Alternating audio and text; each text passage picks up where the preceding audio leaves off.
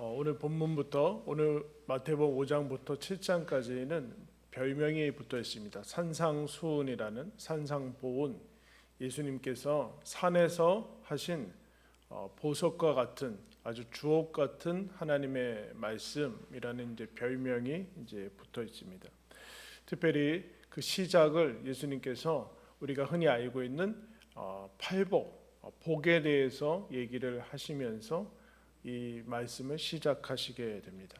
저희들도 예수님이 처음으로 이제 그 앞에서 4장에서 어부들과 12제자를 부르시고 수많은 난치병과 삶을 포기한 사람들의 질병과 귀신을 쫓아내시고 그 사람들이 예수님을 따르게 된 것이죠. 어떻게 보면 세상적으로 볼 때는 그렇게 유명하거나 알아주거나 그런 사람들이 아닌 무리들이 모이고 예수님을 따르기 시작합니다. 그들에게 이제 하나님의 나라가 가까이 왔다라는 그 하나님 나라의 선포에 이어서 구체적으로 그 하나님 나라를 설명을 하시는데, 그 시작은 무엇으로 하시는가? 우리가 얘기하고 잘 아는 복에 대해서 이제 시작을 합니다. 복. 그 복이 무엇이고 예수님이 가져오신 하나님 나라가 무엇인가를 이제 잘 설명해 주는 거죠.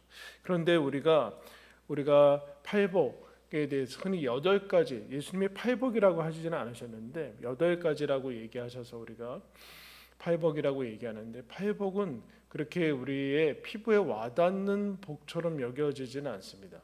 우리가 워낙 많이 듣고 그래서 그냥 스쳐 지나가는데 이것을 유념하고 살아가는 사람들이 그렇게 많지 않아요. 왜냐하면 우리가 직접적인 복이라고 여겨지는 것이 그렇게 마음에 드는 것이 많지 않기 때문에 이런 그렇습니다. 첫 번째로 이 8가지를 살펴보면서 우리가 그리스도 안에서 그리고 하나님 나라에서 살아가는 것이 어떤 것인지를 잘 중심을 잡고 이제 시작을 하는 것이 여러분 필요합니다.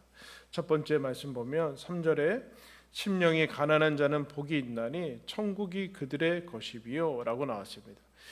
여기 이제 하나씩 살펴보면 우리가 싫어하는 단어가 있어요, 여러분. 뭐가 있죠?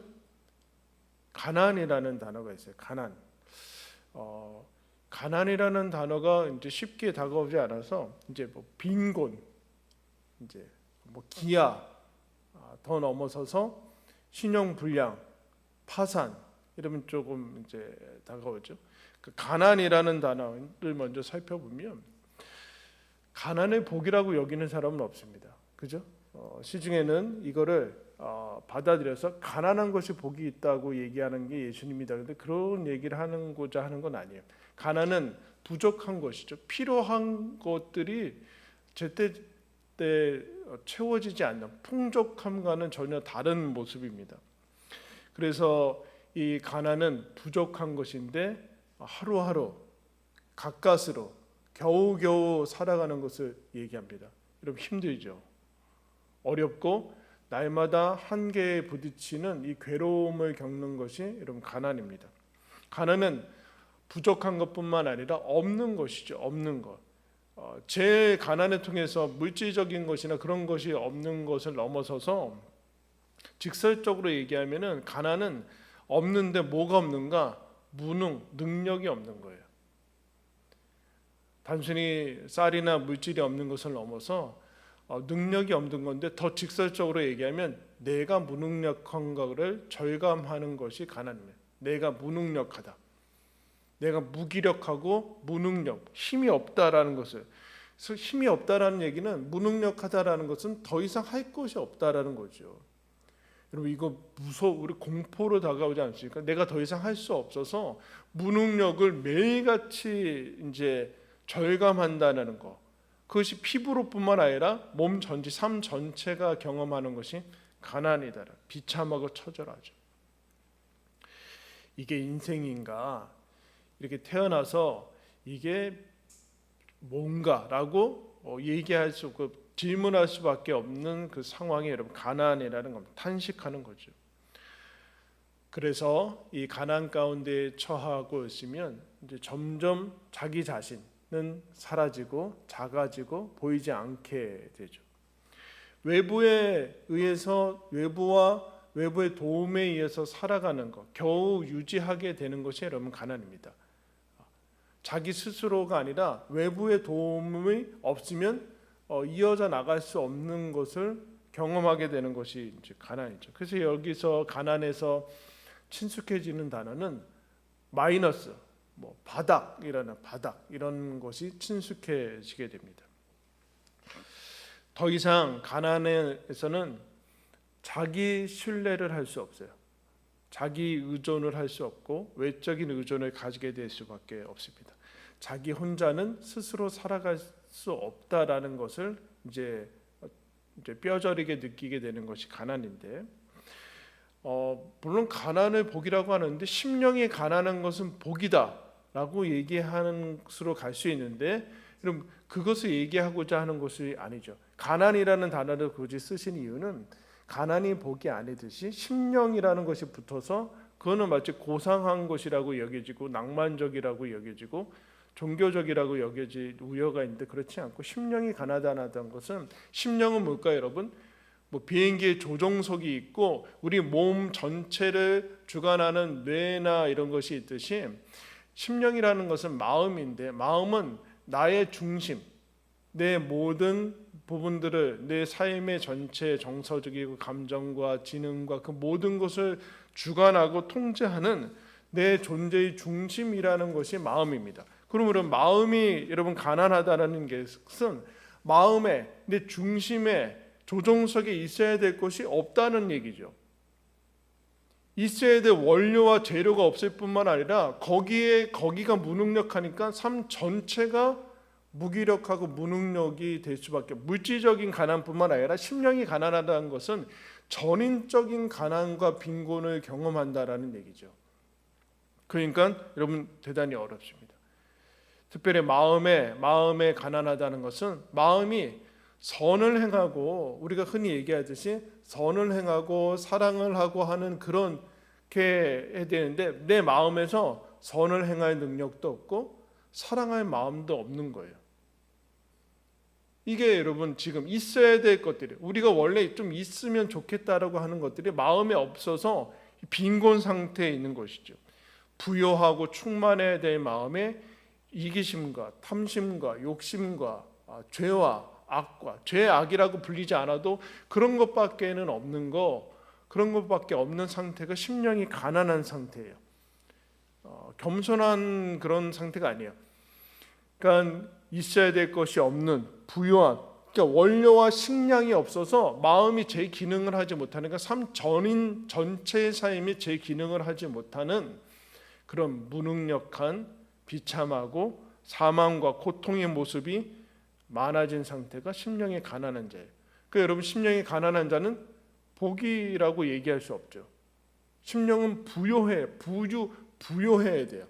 부요하고 충만해야 되는 것인데, 심령이 가난한 상태에 있어서 감정과 정서와 지식과 그 둘러싼 모든 삶이 지금 빈곤과 파산 상태에 있는 사람을 심령이 가난한 자라고 얘기합니다. 인간의 실존에 대해서 예레미야 17장에 이렇게 얘기합니다. 만물보다 거짓되고 심히 부패한 것은 마음이다. 누가 이를 알겠느냐. 만물보다 심히 부패한 것이, 이 세상에서 가장 부패한 것이 사람의 마음이다. 예수님이 그래서 신약에 와서 이렇게 진단합니다. 마가복음 7장에 사람의 마음 속에서 나오는 것이 악한 생각, 곧 음란과 도둑질과 살인과 간음과 탐욕과 악독과 속임과 음탕과 질투와 비방과 교만과 우매함이니 이 모든 악한 것이 다 속에서 나와서 사람을 더럽게 하느니라. 정죄하는 것이 아니라 진단을 해주고 있어요. 이 모든 더러운 것은 어디서 나왔을까? 사람의 마음에서 나왔다. 그러니까 심령이 가난한 자들로 지금 우리가 살아가고 있는 것을 얘기를 해주고 있죠. 여기에서 그렇기 때문에 인간은 바닥과 고통과 지옥을 경험하게 된다라고 얘기해요. 그런데 여러분 뭐라고 해야 되는가? 심령이 가난한 자는 복이 있다라고 얘기하고 있어요. 가난해서 복이 있다라든가 가난하기 때문에 복이 있다라는 복의 조건을 얘기하는 것이 아니죠. 그래서 어떤 학자는 이렇게 심령이 가난하기 때문에 복이 있다. 왜? 심령이 가난하기 때문이다. 그 얘기하는 게 아니에요. 심령이 가난하기 때문에 복이 있다라는 얘기가 그 얘기를 하고자 하는 것이 아니죠. 심령이 가난한 것은 복이 아니다. 여러분 이 당시 2000년 전에 뭐 지금도 뭐 그렇지만 2000년 전에는 절대 빈곤이 살았던, 그리고 또 지금 예수님의 말씀을 듣고자 산에 온 사람들은 여러분 평일에 산에 누가 가요? 직장인 잘 나가는 사람들이 지금 예수님 따라가고 있습니까? 그 앞에서 병든 자, 중풍병자, 간지, 귀신 들린 자, 그리고 어부들, 당시에 뭐 잘 나가는 사람들 다 예루살렘에 직장에 나가고 다 제사장 종교적인 일하고 지금 할 일 없는, 어떻게 보면은 그 사람들만 지금 여기 있어요. 가난하고 빈곤한 사람들이 지금 여기 있는데 너희들 가난하기 때문에 너희들이야말로 정말로 복이 있는 사람이다. 그 얘기를 하는 게 아니에요. 그 얘기를 하고자 하는 것이 아니죠. 드디어 심령이 가난한 자는 아까 얘기했지만 바닥을 경험한 사람이고 바닥을 아는 사람이고, 자기 이 가장 장점이라기보다는 근데 여기에 도달해야지만 얻어지는 그 장점은 무엇인가? 한번 따라할까요? 자기 신뢰를 멈춘다. 한 가지 좋은 점이라고 할까요? 한 가지 좋은 점은 자기 신뢰를 할 수가 없어요. 심령이 가난한 자는 자기 마음속에 이와 같은 것들이 있는 것을 발견했기 때문에, 그리고 정직하게 대면했기 때문에 자기 신뢰를 할 수 없고 자기 마음을 여러분 의지할 수 없어요. 누구는 예외인가? 그렇지 않은 모든 사람이 그래. 내 마음에 있어야 될 것이 없고 생명의 재료들이 아니라 죽음의 원료들이 가득 차 있다라는 사실을 알고 탄식하며 절규하죠. 내가 큰일 났구나. 여러분 조그만 병균만 몸속에 음식과 들어가도 그거 다 여러분 비워내야지 살 수 있어요. 근데 하다못해 그런데 이런 마음속에 수많은 그 사망의 원료들과 재료들이 가득 차 있는데 그냥 살아가는 것 자체가 이건 말도 안 되죠. 그러나 이것을 아는 순간 내가 큰일 났고 고장 났고 죽어 있구나라는 사실을 알게 돼서 자기 신뢰를 멈출 수밖에 없는 그것이 이제 심령이 가난한 자. 나는 나 혼자 스스로 살 수 없구나. 물질적인 파산 역시 동일하게 나 혼자는 살 수 없다라는 것을 인정하게 되죠. 인정하는 게 아니라 그냥 인정되어지는 것이 그 가난한 자의 상태예요. 그래서 신기하게도 여러분 하나님을 만난 자들은 이 천국이 그들의 것입니다. 그 전에 이와 같은 상태를 경험합니다. 사실 모든 인간이 경험해야 되는 상태인데 그쪽으로 잘 오기 싫죠. 왜냐하면 계속해서 포장하고 합리화하고 그래도 나는 저 사람들보다 선하다고 하면 비교하면서 여기서 요리조리 피해 나가는데, 아까 그 말씀에 예수님의 진단과 만물보다 부패한 자신의 마음을 직면해야 되죠. 이사야라는 선지자가 있는데 이사야 선지자가 하나님에게 부름받을 때 성전에서 하나님의 영광을 봅니다. 천사에 의해서 하나님이 영광과 그 불꽃과 연기와 그 하나님의 영광을 바라보자 엄청나게 좋아하지 않고 뭐라고 얘기하는가? 이런 얘기를 합니다. 화로다 내가 망하게 되었도다. 이사야 선지자가 여러분 거룩하게 살아왔죠. 막 살지 않았어요. 이사야 선지자 그런데 하나님의 영광을 보자 뭐라고 얘기하는가? 화로다 내가 망하게 되었도다. 나는 입술이 부정한 자요 입술이 부정한 백성 중에 거주하면서 만물의 여호와이신 왕을 배웠습니다. 여러분 왜 입술이 부정하다고 얘기했을까요? 입이 뭐 더러워졌을까요? 그 얘기하는 게 아니에요. 아까 얘기했죠. 입에서 나오는 것들 속에서 나오는 건데, 속이 이 마음이 빈곤하고 가난한데 그것이 다 입으로 나오는 거죠. 그 상태에서 부정한 중에 하나님을 만나니까 나와 다른, 전적으로 다른 하나님을 만나자 어떻게 되는가? 나는 죽었구나, 망했구나. 흔히 얘기하듯이 내가 죄인이구나, 내가 심령이 가난한 자구나, 그런 것을 깨닫죠. 여러분 사도 바울이 유대교에 있어서 가장 으뜸으로 살아갔던 사람입니다. 율법을 한 점 어기지 않고 경건하게 살아간 사람인데 예수님을 만난 다음에 그가 이렇게 고백하죠. 로마서 7장에 나는 사망의 몸이고 오호라 나는 공고한 사람이다. 이 사망의 몸에서 누가 나를 건져낼 것인가? 내가 원하는 것은 행하지 아니하고 늘 원하는 것은 있지만 늘 나는 죄에 끌려가서 결국에는 죄를 행한다. 원하지 않는 것은 행한다. 근데 그거 봤더니 한두 번만 그런 게 아니라 내 존재 자체가 그렇다라는 것을 깨닫고 이 사망의 몸에서 누가 나를 건져낼 것인가라고 여러분 이제 소리를 지릅니다. 이 단계에 가면은 드디어 여러분 자기 신뢰를 할 수 없죠. 나한테 나올 게 없는데 지금 여러분 통장과 쌀떡에 바닥이 났는데 뭘 나를 신뢰를 해요. 내가 내 무능력을 지금 절감하고 있는데 그 얘기를 지금 하고 있어요. 그 얘기를. 근데 이게 어떻게 가능한가? 그럼 정직한 사람들은 가능해요. 종교적으로 아주 그야말로 그나마 뛰어난 사람들은 여기까지 가는 건 가능하지만 대부분의 사람들은 여기까지 가지 않습니다. 예수님으로만 가능해요. 그렇지 않으면 우리는 일반 사람들은 평생 도망다니고 핑계하며 합리화하고 다 뭐 그렇게 사는 거지. 사람들 주변에 봐도 다 그렇거든요. 누가 누구보다 낫고 안 걸리고 이 문제지 절대선과 절대의 앞에 그런 건 이미 없어진 거죠. 내가 저보다 낫냐의 문제인 것이지.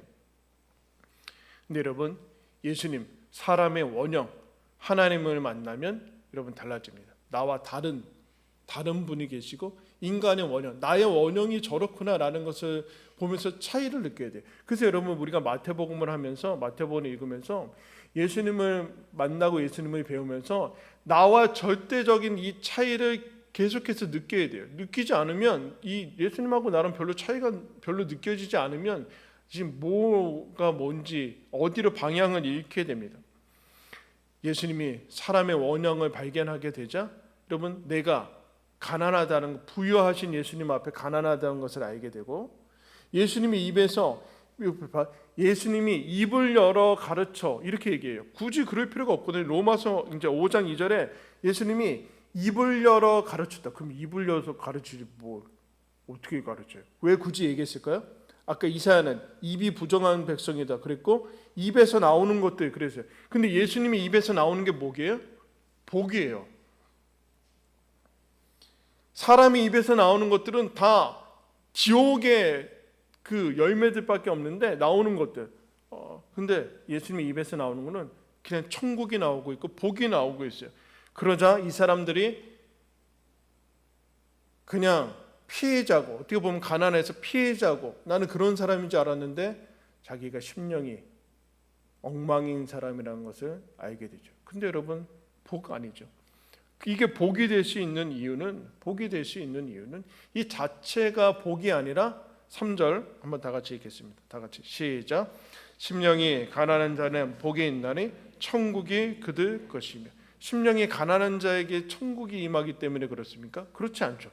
심령이 가난한 자임에도 불구하고 빈곤과 파산과 마음이 부패한 자에게 예수님이 뭐라고 하는가? 천국을 그들에게 준다. 그 얘기를 지금 하고 있어요. 하나님의 나라는 부유한 곳이죠. 부족함이 없는 곳입니다. 생명으로 넘치는 곳이죠. 좋은 것을 넘어서 충분한 곳입니다. 가장 좋은 풍성함으로 나와 있어요. 왜요? 하나님이 다스리기 때문에 그렇죠. 하나님이 없는 모든 것이 풍족한 곳은 지옥이에요, 여러분. 모든 것이 풍족해서 그래서 어느 책에 미국의 어느 드라마에 어떤 사람이 죽었는데 범죄하고 도망가다가 경찰 쫓기다가 자기가 잘못해서 죽었는데 딱 보니까 천사가 나타났어요. 내가 운 좋게 천국에 왔네. 근데 천사가 소원까지 얘기하래요. 원하는 것을 다 들어준다. 그래서 뭐든지 제가 원하는 그 부족한 거 없이 다 나오게 해주세요. 그랬더니 아무 일도 안 하는데 음식이 나오고 뭐 돈이 나오고 가고 싶은데 다 가고 그런데 얼마나 좋겠어요, 여러분. 근데 한 달, 두 달 먹고 싶은 거 그대로 다 나오고 일도 하지 않고 다 먹고 가고 싶은데 다 가고 사고 싶은 거 다 사는데 한 달, 두 달 가면 어떻게 될까요? 하나도 좋지 않아요. 만족도가 쭉쭉쭉쭉 떨어지죠. 다음 날도 아무렇게나 다 먹을 수 있어요. 그런데 그래서 하도 힘들고 지겨워서 그 천사한테 제발 나 딴 데 좀 가게 해달라고. 딴 데 좀 가게 해달라고. 일할 수 있게 해달라고. 여기 원칙이 있다고. 일은 할 수 없다. 원하는 것은 다 주지만 일은 할 수 없어. 근데 제발 딴 데로 가게 해달라고.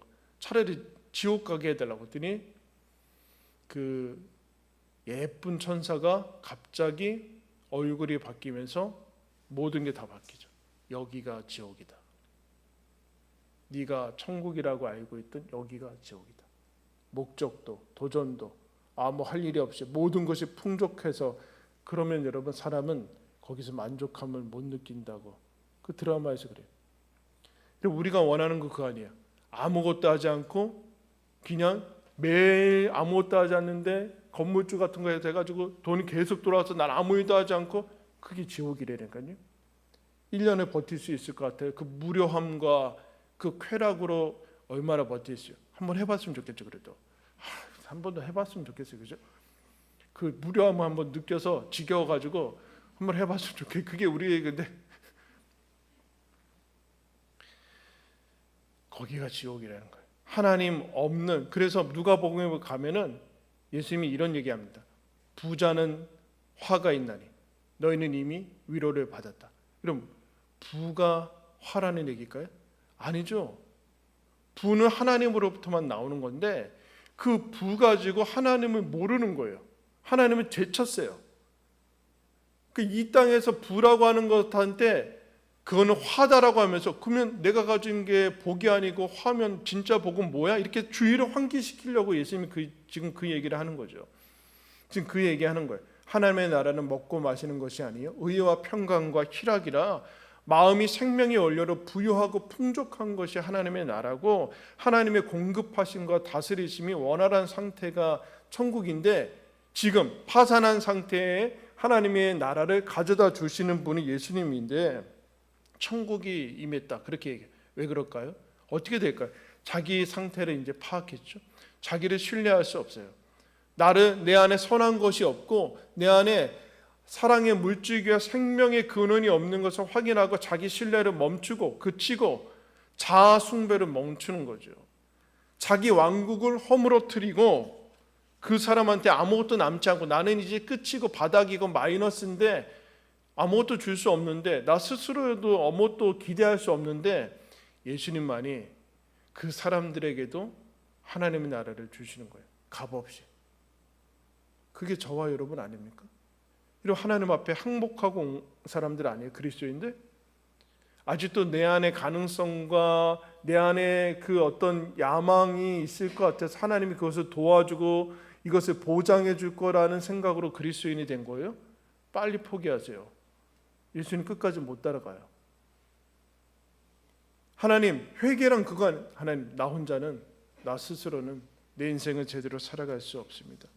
이 놀라운 반전, 모든 사람이 포기하고 자기 자신까지도 포기한 사람에게 예수님은 하나님의 나라를 주시는 거예요. 값없이 주시는 거예요. 예수님이 준비하시고 하나님 나라를 준비하신 거, 나는 안 돼, 나는 소망이 없어, 나는 끝났어, 난 별 볼 일 없어 라고 하는 사람들로 둘러싸여 있는 여기에 하나님의 나라를 주시면서 하나님의 나라가 뭔지를 예수님이 지금 설명해 주고 있어요. 모든 사람에게 열려 있고 초대하고 있고. 여러분, 가난은 좋은 점이 없는데 딱 그 중에서도 좋은 점을 발견하려면, 가난하면은 남는 게 없잖아요. 그러니까 허튼 것이 없어요. 그죠? 남는 게 없으니까 허튼 것이 없어요. 하나하나가 다 소중하죠. 버릴 것이 없잖아요. 가난하면 버릴 게 어디 있어요. 버릴 게 없으니까 외면당하는 것이 없어요. 늘 유일하고, 이 순간이 유일하고, 이 식량이 유일하고 늘 절실해요. 100% 살아갈 수밖에 없어요. 100% 깨어서 살아갈 수밖에 없어요. 모든 세포가 다 동원이 되어야 돼요. 근데 우리가 그거 싫어요. 여러분, 예수님에게 우리는 그런 사람들이에요. 다 심령이 가난하고 파산하고 죄로 가득했는데, 여러분, 가난하기 때문에 버릴 건 없어요. 외면당하는 것은 없어요. 하나님께서 이들에게 하나님의 나라를 주십니다. 여기가 천국의 출발점이고 시작되는 곳이에요. 천국이 시작되는 곳이. 이사야가 죄사함과 소명을 받고 바울이 죄와 사망의 몸에서 성령의 능력으로 해방되었다라고 복음을 선포하는 것이 이 지점이에요. 이 지점. 나는 끝났구나 하는 그 지점에 예수님이 나와서 끝 아니다. 여기 하나님의 나라가 있다. 너에게도 하나님의 나라를 준다라는 것을, 이 지독하고 허무한 자기 숭배와 자기 나라에서 끄집어내서 하나님의 나라의 왕국으로 우리를 초대하시죠. 심령이 가난한 자만이, 바닥에 처한 사람만이 하나님 도와주십시오라고 하면서 영혼의 숨통을 트이게 되는 거예요. 여러분, 이게 제일 잘 나타난 게 누가복음 15장이에요. 탕자가 여러분 아버지한테 돈 다 가지고 유산 다 달라고 해서 가서 다 씁니다.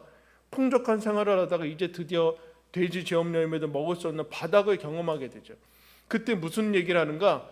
아버지 집에는 종들도 풍족한데 나는 이렇게 줄여 죽는구나 하면서 스스로 돌이켜서 집으로 돌아가려고 합니다. 그럼 집에 가서 뭐 해야 돼요? 보통은 아버지 돈 주세요 이렇게 되는 거 아니에요? 돈 떨어졌으니까. 그런 얘기 하지 않아요. 아버지, 제가 아버지 앞에 아들로 칭함받을 자격이 없습니다. 품꾼이 하나로 여겨주십시오. 무엇의 잘못을 알았을까요? 아버지 품을 떠난 것이 잘못이라는 것을 알게 된 거죠. 어떻게 알았어요?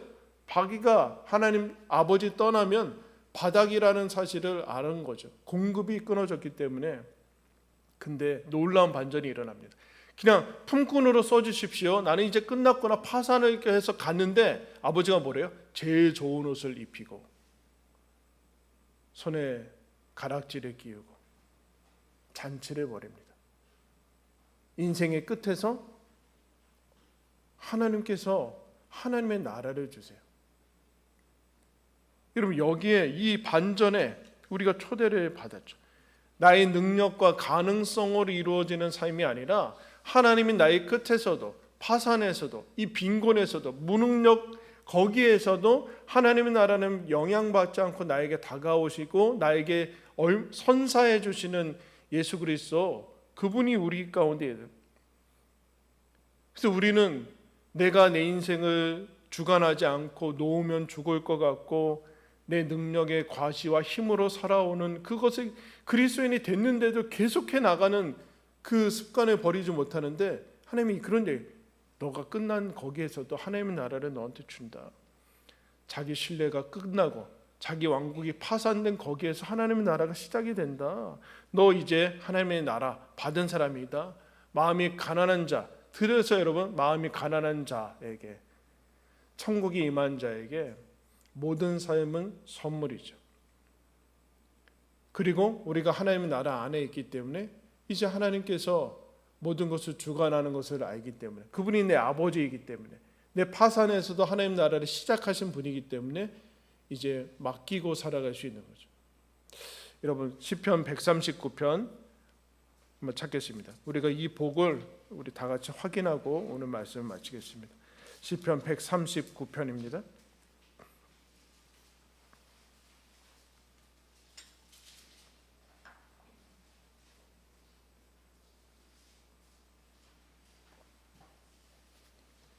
(139편) 7절에서 10절 말씀입니다. 신약 구약 성경 904쪽 3쪽 139편 7절에서 10절 말씀입니다. 이것이 우리가 지금 하나님 안에 있는 자의 복입니다. 제가 읽겠습니다. 7절.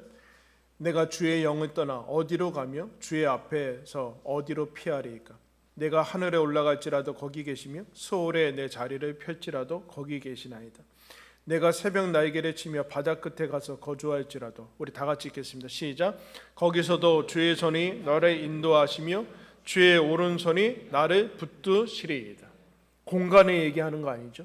어느 삶의 끝에 가더라도 거기서 내가 너를 붙들고 너를 이끌고 하나님 나라를 선포하고 방해받지 않은 하나님의 나라를 누리게 하겠다. 나보다 더 크신 분, 나의 계획과 나의 나라보다 더 크신 나라, 그 안에 우리가 있습니다. 하나님께서 우리를 붙드시고 둘러싸고 인도하실 것입니다. 그것이 하나님께서 주신 천국입니다. 이 자유와 해방과 든든함과 홀가분함과 모든 것을 해결받은 그 복이 너희들한테 예수로 인해서 주어졌다. 여러분, 이 복을 확인하시고 누리시는 우리 모두가 되기를 예수님의 이름으로 축원합니다. 기도하겠습니다.